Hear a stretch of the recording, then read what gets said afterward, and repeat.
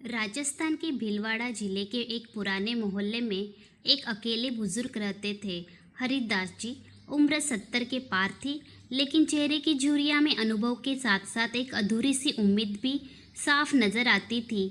वह रोज सुबह उठकर आंगन में झाड़ू लगाते, तुलसी में पानी देते और फिर एक स्टूल पर बैठकर चाय पीते हुए सामने के दरवाजे को निहारते रहते, जैसे किसी का इंतजार कर रहे हो।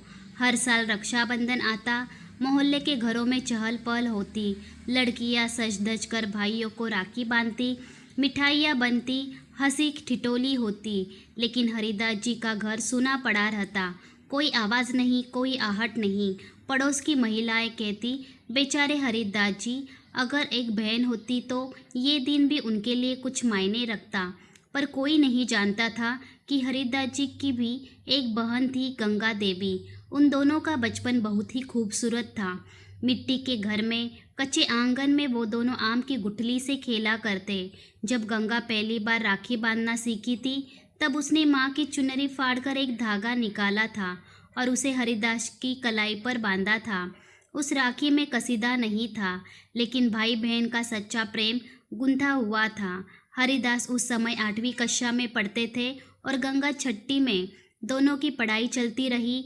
माँ बाप खेतों में काम करते थे, लेकिन बच्चों की पढ़ाई और संस्कार पर कोई समझौता नहीं किया।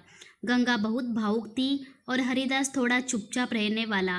गंगा हर छोटी बात पर भैया को चिढ़ाती, लेकिन जब कोई बाहर वाला कुछ कहता तो सबसे पहले वही ढाल बनकर खड़ी हो जाती।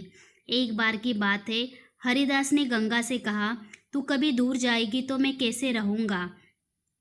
गंगा ने उसकी कलाई पकड़ते हुए कहा, भैया, जब रक्षाबंधन आएगा ना, चाहे कोई भी तूफान हो, मैं आऊँगी ज़रूर। अगर नहीं आ सकी तो तुम आ जाना मुझे लेने।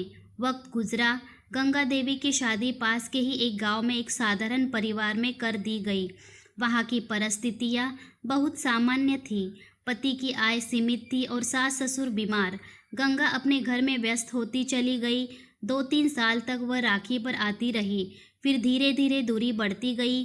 हर साल हरिदास जी दरवाजे के सामने बैठकर सुबह से शाम तक बहन की राह देखते, लेकिन कोई नहीं आता। कभी डाकिया आता, लेकिन उसमें कोई राखी नहीं होती। मोबाइल फ़ोन का ज़माना नहीं था। 1-2 बार चिट्ठियाँ आई, लेकिन फिर वो भी बंद हो गई। लोग कहने लगे, बहन ने शायद दुनिया की भीड़ में भाई को भूल दिया। लेकिन हरिदास के मन में विश्वास था कि उनकी गंगा उन्हें कभी नहीं भूलेगी। वक्त अपनी रफ्तार से चलता रहा। माँ बाप की मौत हो गई, रिश्तेदार बिखर गए।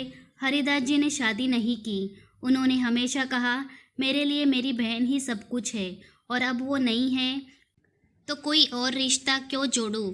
उनका जीवन एक साधारण किसान का सा था।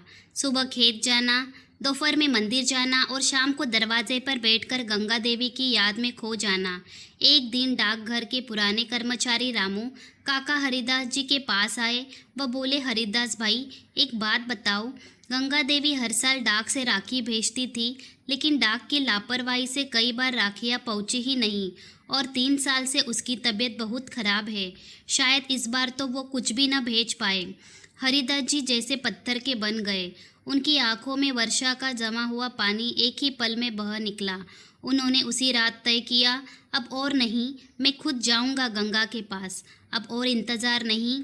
2 दिन की यात्रा के बाद वह उस गांव पहुँचे जहाँ गंगा रहती थी। बहुत छोटा सा गांव, टूटी फूटी गलियाँ, लेकिन घर का दरवाज़ा पहचानने में उन्हें देर नहीं लगी।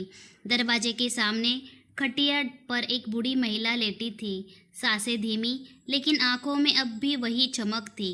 हरिदास जी ने कहा, गंगा। उसने आंखें खोली और देखा, और होले से बोली, भैया। बस उन 2 शब्दों में वर्षा का प्रेम, शिकायतें, उम्मीदें सब बह निकली। दोनों भाई बहन एक दूसरे को देखकर रोने लगे, बिना कुछ कहे, बिना कोई शिकवा किए, जैसे उनकी आत्माएं मिल गई हो। गंगा ने कांपते हाथों से एक छोटी डिब्बी निकाली और कहा, पिछले साल की राखी है। मैं सोचती थी कि कभी तो भैया आएंगे। मैं हर साल भेजती रही, लेकिन शायद नहीं पहुंची। अब खुद बांध नहीं पा रही, पर ये तुम्हारी है।